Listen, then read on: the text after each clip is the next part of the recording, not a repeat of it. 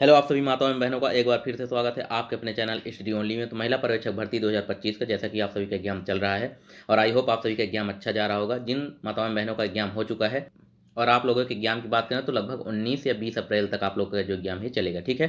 होली के बाद जो आप लोग का एग्जाम है थोड़ा सा लेवल इसका अप हुआ है, यानी बढ़ाया गया है। और इसमें तो अगर आप लोगों ने भी एनालिसिस देखा होगा तो इन सभी एग्जाम में हमने देखा है कि नीति आयोग से ज़्यादातर, यानी नीति आयोग के उद्देश्य के ज़्यादातर क्वेश्चन MS कंप्यूटर में बात करें और कंप्यूटर में बात करें तो MS एक्सेल, MS वर्ड के क्वेश्चन देखने को मिले हैं। साथ ही पोषण एवं न्यूट्रिशन की बात करें तो उसमें विटामिन ए से ज़्यादातर क्वेश्चन पूछे गए हैं और गर्भवती महिलाओं से, और इसके अलावा वैक्सीनेशन टॉपिक से ज़्यादातर क्वेश्चन पूछने को मिले हैं। और इन सभी टॉपिक से रिलेटेड क्लासेस हमने ऑलरेडी अपने चैनल पर डाल दी है, जो कि आप लोगों के एग्जाम में प्रश्न पूछे जा रहे हैं उस बेस पे वो सारे क्वेश्चन बनाए गए हैं। तो जिन माताओं बहनों ने उन क्लासेस को भी नहीं देखा जाके देख सकती हैं, इस प्लेलिस्ट में आपको इसी के नीचे मिल जाएंगे वो भी क्लासेस हैं। और साथ ही आज की जो क्लास है नीति आयोग पर आधारित पूरे क्वेश्चन रहेंगे, क्वेश्चन MCQ भी रहेंगे। साथ ही इसके बारे में डिटेल में बताएंगे कि इसके प्रमुख उद्देश्य क्या क्या हैं और बाकी चीज़ें नीति आयोग के बारे में। तो सारी जानकारी हम नीति आयोग के बारे में आपको बताएंगे, ठीक है। और इन सभी क्लासेस की PDF लिए आप लोग हमारा जो टेलीग्राम चैनल है जिसका लिंक आपको वीडियो के डिस्क्रिप्शन में मिल जाएगा, वहाँ से ज्वाइन करके सभी क्लासेस की PDF प्राप्त कर सकती हैं। और साथ ही जिन माताओं बहनों को हमारी क्लासेस पसंद आती है वो लोग चैनल को सब्सक्राइब और वीडियो को लाइक जरूर कर लें, क्योंकि हम आप सभी के लिए महिला परीक्षक भर्ती 2025 से रिलेटेड सभी सब्जेक्ट की क्लासेस और साथ ही एनालिसिस लेकर डेली जरूर आते हैं। तो चलिए आइए स्टार्ट करते हैं आज की क्लास। तो सबसे पहले नीति आयोग के बारे में बात कर लेते हैं। नीति आयोग भारत सरकार द्वारा गठित अपेक्षाकृत एक नया संस्थान है जिसे योजना आयोग के स्थान पर बनाया गया है, ठीक है। योजना आयोग की स्थापना है पंडित जवाहरलाल नेहरू जी के द्वारा की गई थी और नीति आयोग जो है ये 1 जनवरी 2015 को माननीय प्रधानमंत्री मोदी जी के द्वारा इसकी स्थापना की गई, ठीक है। फिर इसके बारे में आगे बात करें, नए संस्थान के संबंध में जानकारी देने वाला मंत्रिमंडल का प्रस्ताव जारी किया गया। यह संस्थान सरकार के थिंक टैंक के रूप में, यह जो संस्थान है सरकार के थिंक टैंक रूप में कार्य करता है, ठीक। और उसे निर्देशात्मक एवं नीतिगत गतिशीलता प्रदान करेगा। इसका जो कार्य है प्रमुख, जो सरकार है, गवर्नमेंट है, उसको उसके थिंक टैंक के रूप में कार्य करता है, अपनी सेवाएं प्रदान करता है और साथ ही उसे निर्देशात्मक यानी निर्देश और नीतिगत गतिशीलता प्रदान करता है। और नीति आयोग का जो यानी कि नीति के फुल फॉर्म की बात करें तो national institution for transforming India इसका फुल फॉर्म है, NITI का, ठीक है। और नीति आयोग के मुख्य कार्यकारी अधिकारी यानी CEO जो है वर्तमान में तो BVR सुब्रमण्यम जी हैं, ठीक। इनका जो कार्यकाल है 1 साल बढ़ा दिया गया है, 24 फरवरी 2025 से 1 साल इनका कार्यकाल बढ़ा दिया गया है। फिर इसके बाद इसमें आगे बात कर लेते हैं। तो इसके जो प्रमुख 2 हब हैं रखे गए हैं, हब जो हैं वो 2 बनाए गए हैं। सबसे पहला हब है टीम इंडिया हब, यानी कि राज्यों और केंद्र के बीच इंटरफेस का काम करता है जो नीति आयोग है। यह राज्य के सभी CM जो हैं और कुछ केंद्र शासित प्रदेशों में जो कि CM हैं उनको, और साथ ही जो प्रधानमंत्री हैं केंद्र सरकार यानी कि राज्य सरकार और केंद्र सरकार दोनों के बीच इंटरफेस का कार्य करता है नीति आयोग। और साथ ही अगला जो हब है ज्ञान और नवोन्मेष हब, ठीक। तो नीति आयोग के थिंक टैंक की भांति यह कार्य करता है, ठीक है। उसके बाद इसके उद्देश्य देख लेते हैं। उद्देश्य से आपको डेली क्वेश्चन देखने को मिल रहे हैं, तो इसके जो प्रमुख उद्देश्य हैं उनको इस क्लास में हम डिस्कस कर लेते हैं। तो सबसे पहला उद्देश्य, राष्ट्रीय उद्देश्यों को दृष्टिगत रखते हुए राज्यों की सक्रिय भागीदारी के साथ राष्ट्रीय विकास प्राथमिकताओं, क्षेत्रों और रणनीतियों का एक साझा दृष्टिकोण विकसित करेगा। इसका जो प्रमुख उद्देश्य है कि राज्यों की सक्रिय भागीदारी के साथ राष्ट्रीय विकास प्राथमिकताओं और क्षेत्रों और रणनीतियों का एक साझा दृष्टिकोण विकसित करेगा, ठीक है। फिर इसके बाद नीति आयोग का विजन बल प्रदान करने के लिए प्रधानमंत्री और मुख्यमंत्रियों को राष्ट्रीय एजेंडा का प्रारूप उपलब्ध कराता है। फिर इसका जो प्रमुख विजन है वो है प्रधानमंत्री और मुख्यमंत्रियों को राष्ट्रीय एजेंडा, जो राष्ट्रीय एजेंडा है उसका प्रारूप उपलब्ध कराना इसका प्रमुख जो विजन है वो है, ठीक है। फिर इसके बाद अगले उद्देश्य की बात करते हैं। तो जो इसमें अगला उद्देश्य दिया गया है कि सशक्त राज्य ही सशक्त राष्ट्र का निर्माण कर सकता है, यानी जो एक सशक्त राज्य है, क्योंकि राज्यों से मिलकर ही राष्ट्र अपना बनता है, ठीक है, तो उसका निर्माण कर सकता है।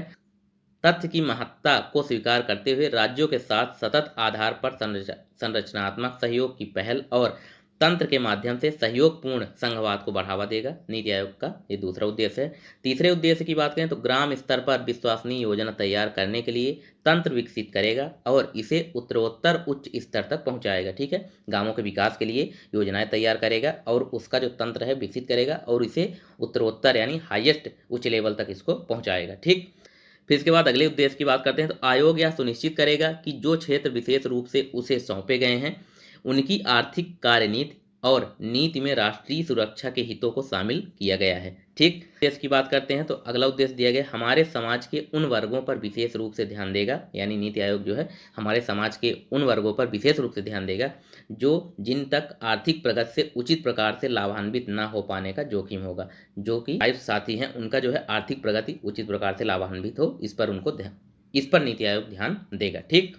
फिर अगला उद्देश्य है रणनीतिक और दीर्घावधि के लिए नीति का कार्यक्रम का ढांचा तैयार करेगा नीति आयोग और पहल करेगा, साथ ही उनकी प्रगति और क्षमता की निगरानी करेगा।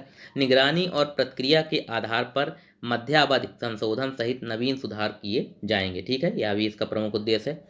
उसके बाद अगले उद्देश्य की बात करते हैं तो महत्वपूर्ण हितधारकों तथा समान विचारधारा वाले राष्ट्रीय और अंतर्राष्ट्रीय थिंक टैंक और साथ ही शैक्षिक और नीति अनुसंधान संस्थानों के बीच भागीदारी को परामर्श और प्रोत्साहन देना इसका प्रमुख उद्देश्य है। फिर अगला उद्देश्य जो दिया गया है राष्ट्रीय और अंतर्राष्ट्रीय विशेषज्ञों, प्रैक्टिशनरों तथा अन्य धारकों के सहयोगात्मक समुदाय के जरिए ज्ञान, नवाचार, उद्यमशीलता सहायक प्रणाली बनाएगा। ठीक है, ये इसके प्रमुख उद्देश्य, आपको एक एक उद्देश्य ध्यान रखना है क्योंकि इसी से रिलेटेड आपको क्वेश्चन देखने को मिल रहे हैं। फिर अगला उद्देश्य विकास के एजेंडे के कार्यान्वयन में तेजी लाने के क्रम में अंतर क्षेत्रीय और अंतर विभागीय मुद्दों के साथ समाधान के लिए एक मंच प्रदान करेगा। ठीक है, जो विकास में तेजी लाने के लिए एजेंडे के लिए जो कार्यान्वयन है उसमें तेजी लाने के लिए जो अंतर क्षेत्रीय है और अंतर विभागीय है दोनों मुद्दों को समाधान के लिए एक मंच प्रदान करेगा। फिर इसके बाद अगला उद्देश्य है अत्याधुनिक कला संसाधन केंद्र बनाना जो सुशासन तथा सतत और न्याय संगत विकास की सर्वश्रेष्ठ कार्यप्रणाली पर अनुसंधान करने के साथ साथ हितधारकों तक जानकारी पहुंचाने में भी मदद करेगा। ठीक, फिर अगले उद्देश्य की बात करें तो आवश्यक संसाधनों की पहचान करने सहित कार्यक्रमों और उपायों के कार्यान्वयन के सक्रिय मूल्यांकन और सक्रिय निगरानी की जाएगी ताकि सेवाएं प्रदान करने में सफलता की संभावनाओं को प्रबल बनाया जा सके। ठीक है, फिर अगले उद्देश्य की बात करते हैं तो कार्यक्रमों और नीतियों के क्रियान्वयन के लिए प्रौद्योगिकी उन्नयन और क्षमता निर्माण पर जोर देना इसका प्रमुख उद्देश्य है। फिर अगला उद्देश्य है राष्ट्रीय विकास के एजेंडे और उपरोक्त उद्देश्यों की पूर्ति के लिए अन्य आवश्यक गतिविधियां संपादित करना भी इसका प्रमुख उद्देश्य रखा गया है। ठीक है, ये सारे उद्देश्य हो गए इसके नीति आयोग के। फिर इसकी संरचना की बात कर लेते हैं। नीति आयोग की संरचना में क्या क्या है, तो सबसे पहले सदस्य नीति आयोग का गठन इस प्रकार से होता है। भारत के जो प्रधानमंत्री हैं या इसके पदेन अध्यक्ष होंगे और योजना आयोग जो था उसके भी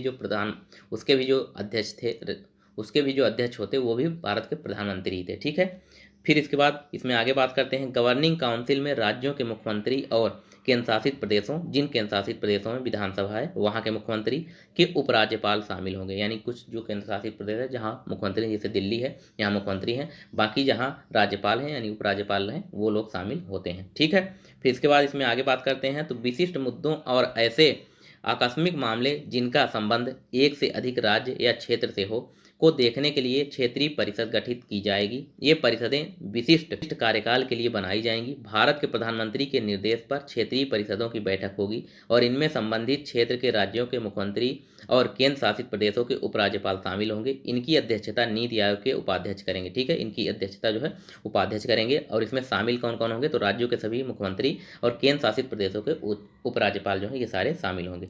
फिर इसके बाद आगे बात करते हैं तो संबंधित कार्य क्षेत्र की जानकारी रखने वाले विशेषज्ञ और कार्यरत लोग विशेष आमंत्रित के रूप में प्रधानमंत्री द्वारा नामित किए जाएंगे। जो आमंत्रित किए जाएंगे प्रधानमंत्री जी के द्वारा नामित किए जाएंगे जो विशेषज्ञ और कार्यरत लोग होंगे। फिर अगला है पूर्णकालिक संगठनात्मक ढांचे में प्रधानमंत्री अध्यक्ष होने के अलावा निम्न और होंगे। यानी प्रधानमंत्री जो है इसके नीति आयोग के अध्यक्ष होंगे। इसके अलावा और क्या कार्य क्या है तो वो देख लेते हैं। उपाध्यक्ष जो है उसको प्रधानमंत्री द्वारा ही नियुक्त किया जाएगा। इसके जो उपाध्यक्ष है नीति आयोग के उनकी जो नियुक्ति है वो प्रधानमंत्री के द्वारा ही की जाएगी। सदस्य जो है वो पूर्णकालिक सदस्य होंगे, अंशकालिक सदस्य भी रहेंगे। अग्रणी विश्वविद्यालय, शोध संस्थानों और संबंधित संस्थानों से अधिकतम 2 पदेन सदस्य होंगे। ठीक है, ये अंशकालिक और अंशकालिक सदस्य बारी बारी के आधार पर ही होंगे। ठीक है, फिर आगे बात करते हैं तो पदेन सदस्य केंद्रीय मंत्रिपरिषद से अधिकतम 4 सदस्य प्रधानमंत्री द्वारा नामित होंगे। यानी कि केंद्रीय मंत्रिपरिषद से जो सेंट्रल के मिनिस्टर हैं वो जो है अधिकतम 4 लोग हैं जो प्रधानमंत्री जी के द्वारा नामित होंगे, वो सदस्य रहेंगे। यदि बारी के आधार को प्राथमिकता दी जाती है तो यह नियुक्ति विशिष्ट कार्यकाल के लिए होंगी। ठीक, फिर इसके बाद आगे बात करते हैं तो मुख्य कार्यकारी अधिकारी जो हैं वो भारत सरकार के सचिव स्तर के अधिकारी को निश्चित कार्यकाल के लिए प्रधानमंत्री द्वारा नियुक्त किया जाएगा। ये मुख्य कार्यकारी जो है सीईओ की बात की जा रही है। ठीक है, तो जो कि सचिव स्तर के अधिकारी होंगे उनका कार्यकाल भी प्रधानमंत्री जो है वो नियुक्त करेंगे और उनका कार्यकाल भी निश्चित करेंगे। ठीक है, बात करते हैं नीति आयोग की पहलें जो हैं, यानी कि नीति आयोग के द्वारा क्या क्या पहल की गई हैं तो अभी तक उसके बारे में बात कर लेते हैं। सबसे पहली जो पहल है SDG इंडिया इंडेक्स जो है यह नीति आयोग के द्वारा जारी किया जाता है।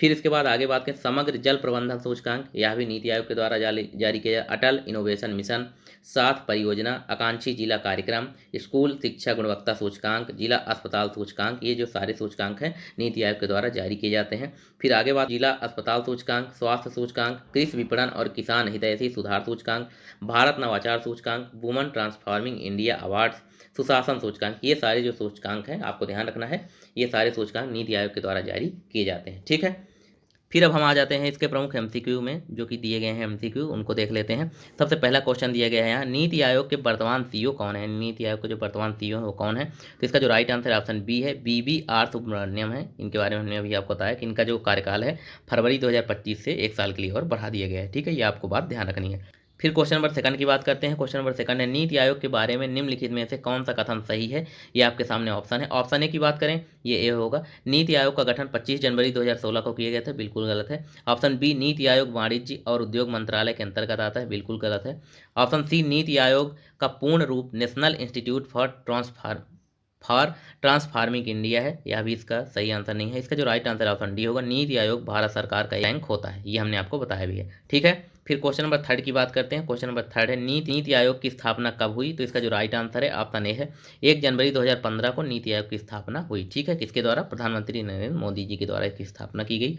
फिर क्वेश्चन नंबर 4 की बात करते हैं। क्वेश्चन नंबर 4 दिया गया है कि नीति आयोग के बारे में निम्नलिखित में से कौन सा कथन सही है? ऑप्शन ए की बात करें तो जो कथन दिए गए हैं, सबसे पहले कथन है, तो नीति आयोग का उद्देश्य सतत विकास लक्ष्यों को प्राप्त करना और देश में सहकारी संघवाद को बढ़ावा देना।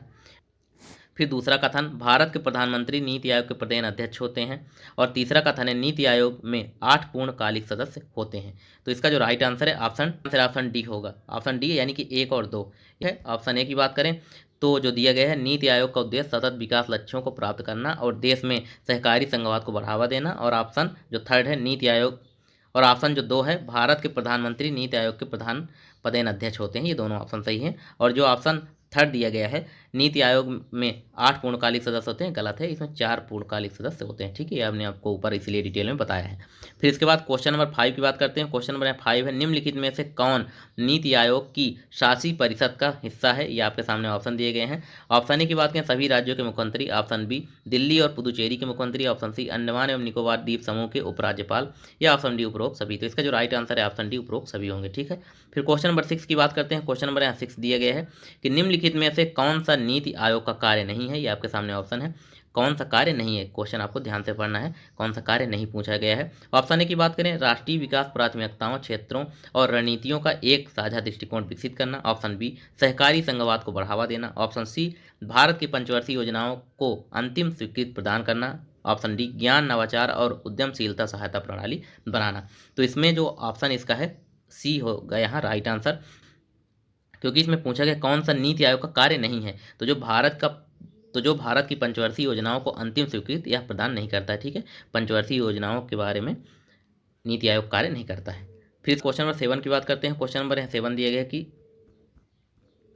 फिर क्वेश्चन नंबर 7 की बात करते हैं। क्वेश्चन नंबर 7 है, निम्नलिखित में से कौन सा जिला 1 जून 2018 और 31 अक्टूबर 2018 की अवधि के लिए आकांक्षी जिले की रैंक में शीर्ष पर रहा? तो इसका जो राइट आंसर है ऑप्शन ए है, विरुधुनगर जो है तमिलनाडु का यह रहा है। ठीक है, आकांक्षी जिले में नंबर 1 पर। फिर इसमें आगे बात कर लेते हैं। तो 1 जून 2018 और 31 अक्टूबर 2018 की अवधि के लिए नीति आयोग द्वारा आकांक्षी जिलों की रैंकिंग में विरुधुनगर तमिलनाडु, नपावड़ा उड़ीसा और सिद्धार्थनगर उत्तर प्रदेश के शीर्ष 3 जिलों के रूप में थे। फिर इसके बाद क्वेश्चन नंबर 8 की बात करते हैं। क्वेश्चन नंबर 8 दिया गया है, नीति आयोग की आकांक्षी जिला पहल के बारे में निम्नलिखित में से कौन सा कथन सत्य है? ये आपके सामने ऑप्शन है। ऑप्शन ए की बात करें, जिलों की आकांक्षात्मक रैंकिंग 10 मापदंडों पर आधारित है। ऑप्शन बी है, आकांक्षी जिलों के लिए पहली डेल्टा रैंकिंग जून 2018 में जारी की गई। ऑप्शन सी, आकांक्षी जिला कार्यक्रम का शुभारंभ प्रधानमंत्री नरेंद्र मोदी द्वारा 5 जनवरी 2016 को किया गया। या ऑप्शन डी, उपरोक्त में से कोई कथन सत्य, या ऑप्शन डी, उपरोक्त सभी कथन सत्य हैं। तो इसका जो राइट आंसर ऑप्शन बी होगा, आकांक्षी जिलों के लिए पहली डेल्टा रैंकिंग जून 2018 में जारी की गई थी। ठीक, मैं आगे बात कर ले, आकांक्षी जिला कार्यक्रम यानी एस्पिरेशनल डिस्ट्रिक्ट प्रोग्राम जो है प्रधानमंत्री नरेंद्र मोदी द्वारा 5 जनवरी 2018 को शुरू किया गया था और जून 2018 में जारी किया गया था। ठीक है, ये आपको क्वेश्चन ध्यान रखना है। तो ये सारे जो क्वेश्चन थे नीति आयोग से थे, और नीति आयोग का जो उद्देश्य है, ये प्रमुख जो इसके उद्देश्य हैं, इसको बारे में आपको 1-2 बार रिवीजन मार लेना है, जिससे कि जैसे ही इससे रिलेटेड आपको क्वेश्चन वहाँ देखने को मिले आपको क्लिक कर जाए, तो आपके दिमाग में वो क्वेश्चन जो है वो क्लिक कर जाए, क्योंकि सारे क्वेश्चन जो हैं सेम टू सेम नहीं आएंगे। आपको जो क्वेश्चन है दिमाग लगा के करना है। हमने एनालिसिस देखा है, उसमें ज़्यादातर बताया गया है कि जो मोस्टली जो क्वेश्चन है उनको आप थोड़ा सा अपना दिमाग लगाएंगे तो ही आप सॉल्व कर पाएंगे। ये हमने भी एनालिसिस में देखा है और आप सभी ने एनालिसिस में देखा ही होगा कि ज़्यादातर जो स्टूडेंट है वो इसी तरह की बातें बता रहे हैं।